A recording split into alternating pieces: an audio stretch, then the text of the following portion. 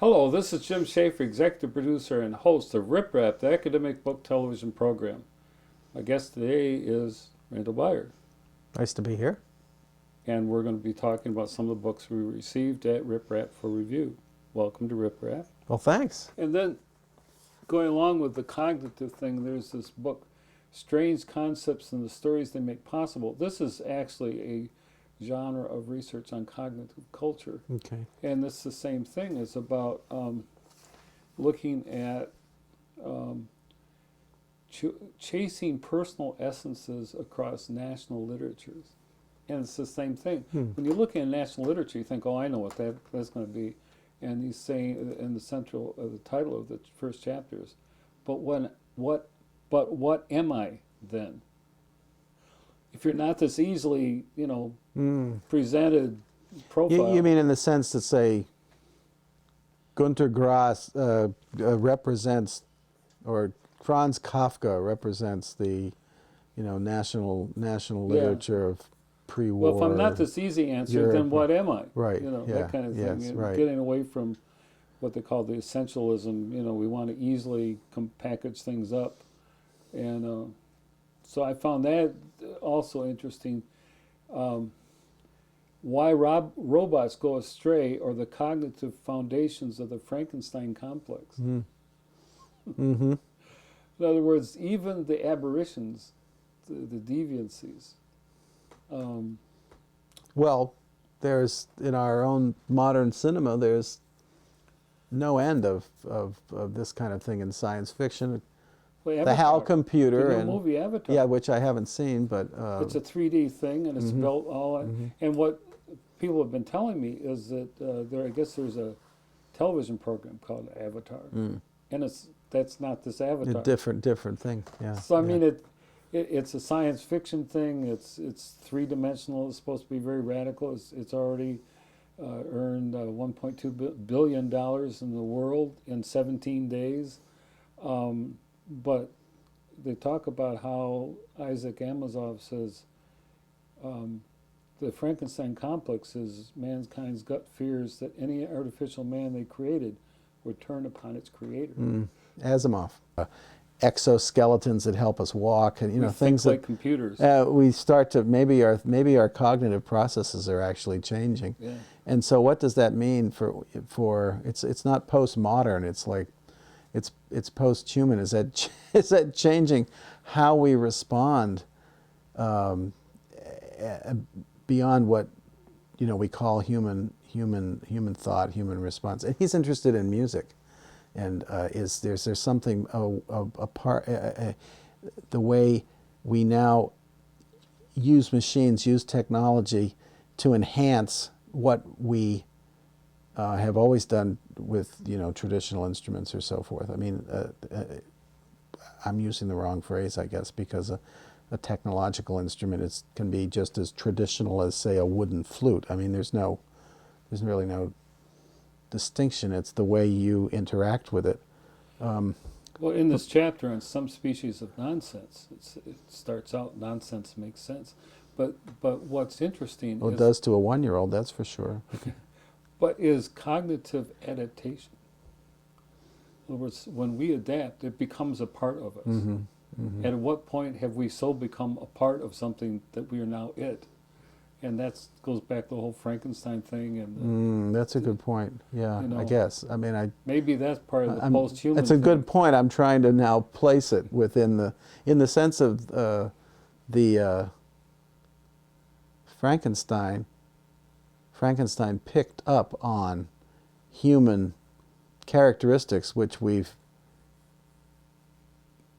associated, which we label as positive, and yet it goes awry because of either he doesn't understand his own strength, or he's not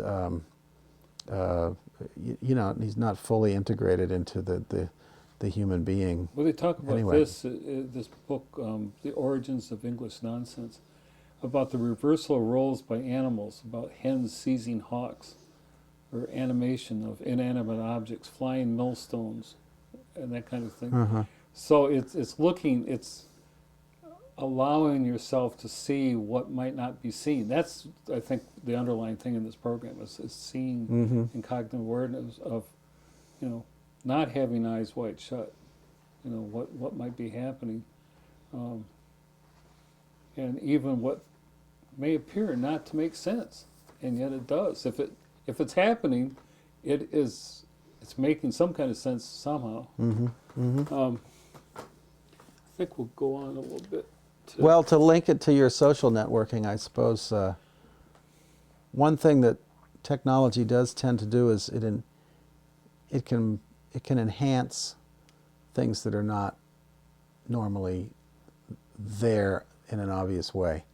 And in terms of information discovery, you can now come across information that you just wouldn't have imagined is there. But the speed with which technology can do things, you can search multiple regions of information and pull things together in ways that you would probably not do yourself without that tool, without the capability of primary doing example is when we co-founded Orchard Radio, Washtenaw Community College, and the program hosts never quite grasped how significant this was until one of them had a listener in Beijing, China, and someone else had a listener in Brazil, someone else in Chicago. Right. And then they start understanding Yes. that what would have never been possible That's right. before. That's now what is possible. why we were talking about that as a kind of topology or some graph, right? A world system in a small way. I mean, 3 listeners. But that's an example but of it's how still there. technology That's right. made something possible. Totally enhanced the voice. Yeah, it did. There's an interesting book here called Wind Eyes, and it was an interesting experiment where this group tried to put together a book in a week. I mean, they brought all these people together. But what I liked is it's the story of community and creative process. That once you make this commitment to identify people, Right. Yeah. then this whole really intense creative process can come out of that. Right. Right. And so they said the idea of the book was creating a week is both true and misleading. I mean, there was a week-long publishing colony, but it was the culmination of an 8-month-long process. I see. Right. And it was selecting people from more than 300 entries. And then they had to go through all the logistics, travel, editing, pre-editing. And then 8 women met at this colony in New Mexico. These were the chosen 8 who would be the published out of 300 in this collection. I see. Yeah. Right. But So there were some traditional book publishing efforts going on to generate to identify this project. Yes. But they didn't know Right. what the title was, and they didn't know how it was going to come together. But again, it involved all this long distance, evolution process. and they said they read to each other, found common threads in their poetry and prose, all different ages, all different roles, grandmothers, teachers, visual and theater artists. And then they saw this sequence of Southwestern photographs by Marty Burnett, and they chose a window, and that led to the title of Wind Eyes. Because the root of the word windows is the eyes they said were the eyes of the house. Yeah. And so I like that concept of the creative process, and that was an interactive process where they all came together. Sure. But again, it was something that wasn't possible except through this extraordinary interaction. And then they did some traveling around. They went to this petroglyphs at 3 Rivers. Yes. Yeah. But as they say, the Wind Eyes is a celebration of family and community, of clan, husbands, children, friends that come in and out of the group, sharing their music and photographs and artwork. And so then they brought it all together. Yeah. And he said a high point of the week, with the youngest member was there, and he at his 2nd birthday party, he sang the alphabet perfectly, and then he got to U and toppled off his chair. And then he climbed back up and finished it. So they thought that was, and his father was a songwriter, performed. There's a new kid on the block, and it was a song of love, celebrating the nurturing power of father.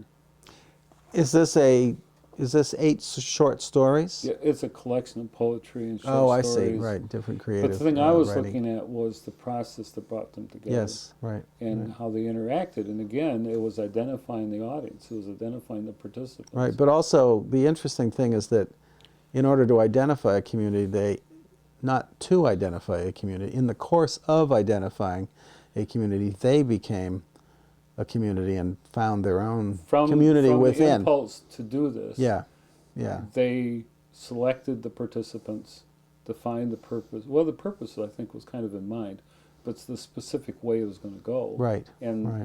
and its identity. And I thought, well, that's just really cool. I mean, Yeah. that they could...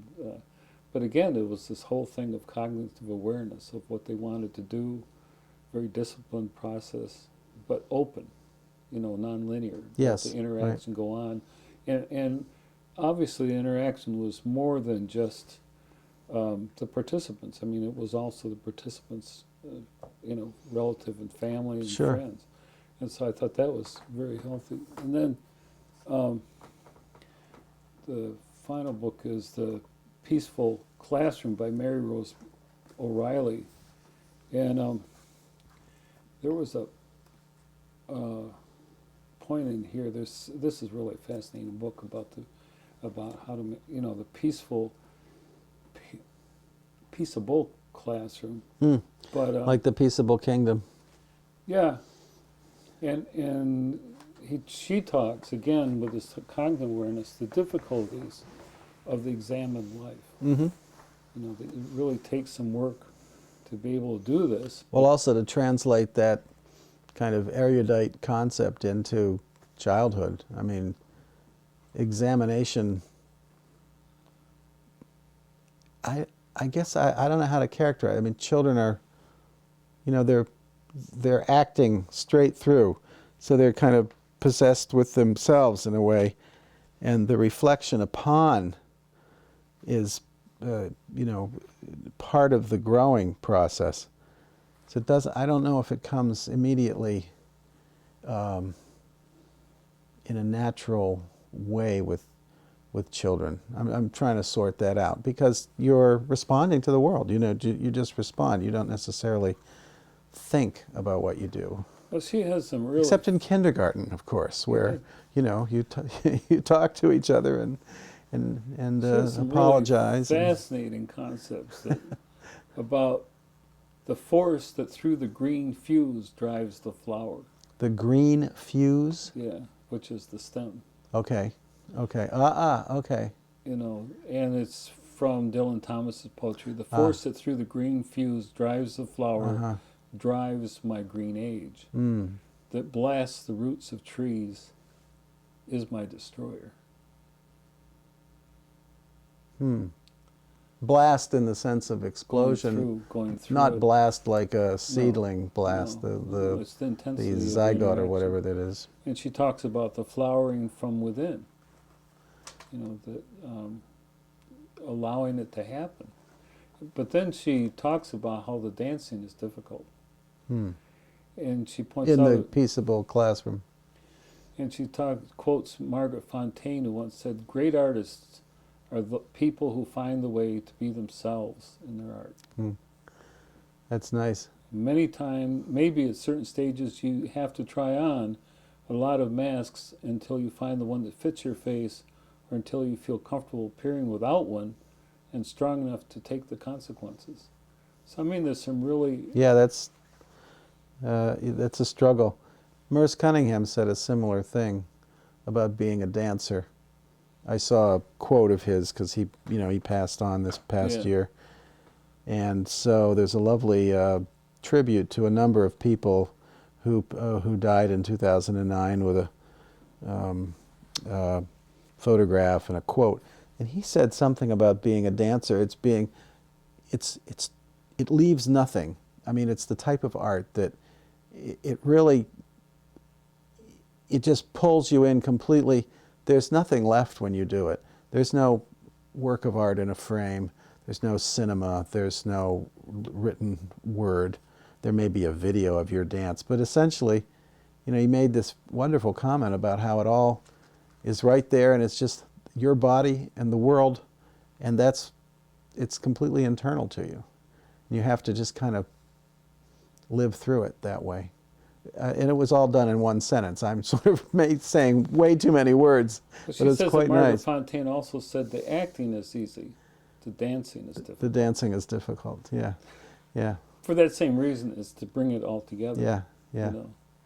Well, certainly the shaping of things is really the art. And she in there. talks, vulnerable as we may feel, we need to stand in our own lives as we read, as we teach, and as we teach our students to read and interpret. So where's the link here? Where's our that same thing is taking networking? it even farther, which is not only looking at other people and interacting with them, but having our own integrity as we're doing that. You know, It's hard to be different in a classroom. I mean, this is a real. It's sort of maybe it's the Zen or the alchemy or the work towards perfection of a classroom. It seems to be never ending. I mean, to get 30 kids, 20 kids, and a teacher and a school and a room aide and a group of people together in one kind of mission where you can be selfless, achieve artistic integrity and growth. It's almost an impossible task. To bring this all around, as she's finishing the book, she said, we are always starting over. Starting over, yeah. On the one hand, we are learning that all of us are knit together in a web of connections. We are seeing that community building, group problem solving, and the fostering of mutual interdependence are central to our task as liberal arts teachers and vital to a positive vision of the future. I'd like to read this book. I mean, this sounds very good, these pithy quotes, but what do you do when you have, okay, a student doesn't want to say the Pledge of Allegiance and you're obligated in some weird way to sort of start the day with the Pledge of Allegiance. You've got these No Child Left Behind regulations and you're trying to get everybody up to speed, or your federal funding is going to be reduced. And it's kind of, there's this real world stuff like, so and this other kid are spatting constantly about who has so and so's crayons. That kind of negotiation works in the peaceable classroom, I'm sure. In the aftermath of the Gulf War, I am not confident, though I am hopeful, that we'll win this race with death, or that we can anticipate a better outcome than to stay human to the end. Yeah. Well, she's a poet she's poetic and believes in the inherent goodness of the effort to educate. I think at a certain point, the classroom becomes problematic. Maybe kindergarten is the last place where you can actually achieve it. I'm being cynical just to be. I had quite an interesting discussion with this guy just a couple of days ago, and he was quite disturbed about all the stuff that's going on. And I think hope can be created in small ways. Yeah. No, I think you have to act as if bit by bit and grow the grass. We should do a review with Henry Giraud, who's coming to Ann Arbor in the next few months as part of a local education reflection, because he's been writing a lot about the incredible oppression of sort of rule-oriented education now, and also the way that it's almost like back to the progressive movements from the 60s, from the 40s, from the 30s about open education and basing things on creativity. He's pointing out how there's this, I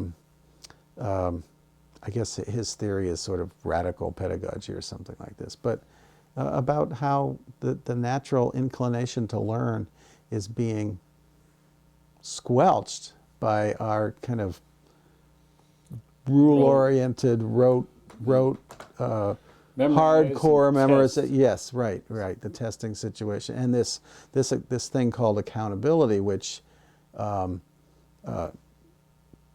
isn't necessarily positive or negative, but it seems to be just pushing people to get score results, heavy testing. You're competing for monies and support based on these not even intelligence tests, just basic scores, and the understanding of how to be, say, a mathematical citizen. That's not part of the agenda. The agenda is, do you have this set of concrete, discrete exams that you pass, and therefore you're deemed successful, and your school can, get the next level of support. And money. And money. And money. So a lot of students are getting bypassed, left by the wayside. And he would be an interesting interview for us to, bring on your program to talk about that. Well, we did a little exploration of. Yeah, It all started out with that social book networking. But that's also what I think is fascinating is you can take something that looks like it's totally unrelated, Mm-hmm. and this book on social media marketing looks like it's straight that. But I just looked at the social part Yes, of the media right. marketing, and Well, I thought, that exactly. really has some intriguing aspects, and The- with these other books that we've gotten. Right. Well, Jim, there must be a reason why at this time, we're at the turn of the decade, 2010, and we've achieved a kind of technological sophistication in terms of those who use technology a lot. Obviously, a lot of people still don't have access to it, but I think, given the tools we have today, there's probably a social reason why at this moment we have these things available to us and how they're going to be.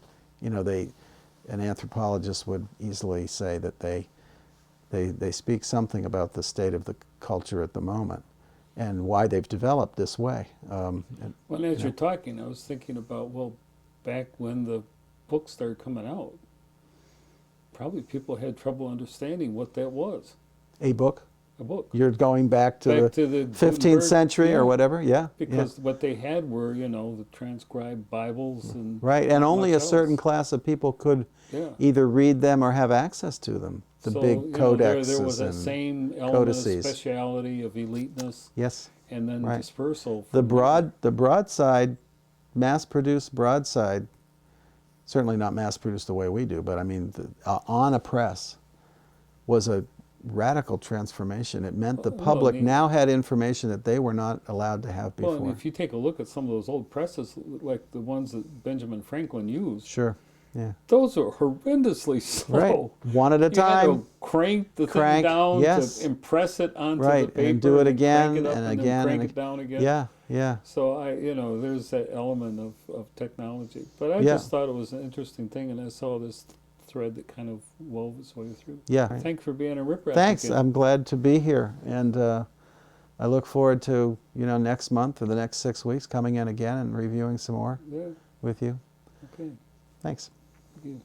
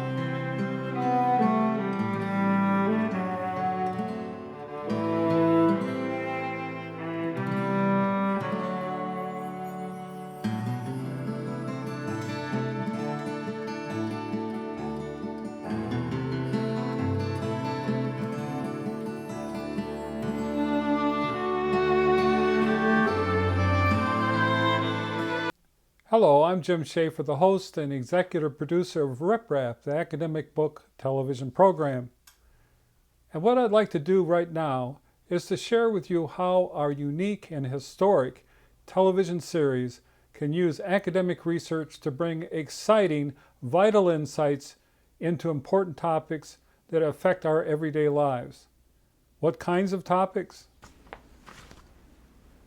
The politics and other dynamics that produce the gasoline from foreign countries for gasoline in the cars we drive. The way we care for ourselves and our family.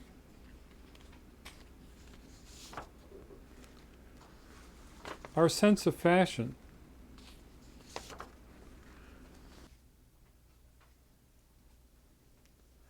So, who are we? First, let me explain our name.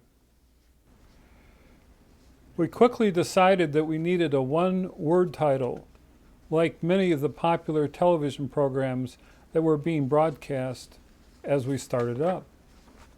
Like The Tonight Show, The Today Show, and the famous Bonanza Show. We liked the word Rip Rap, both for what it is and what it is not.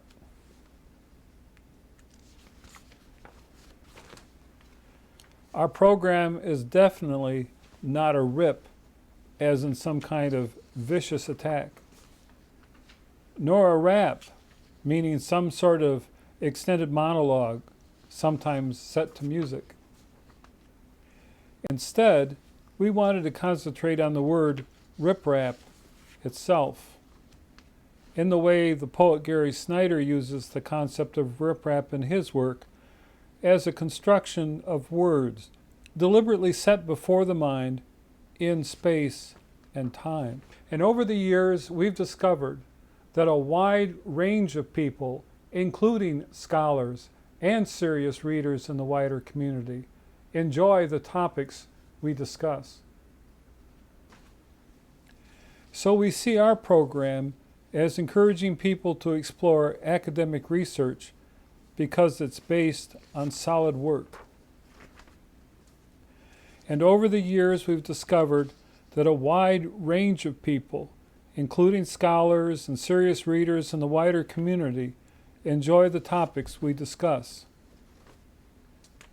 such as bioethics and what to do with the fertilized embryos when the parents no longer want them,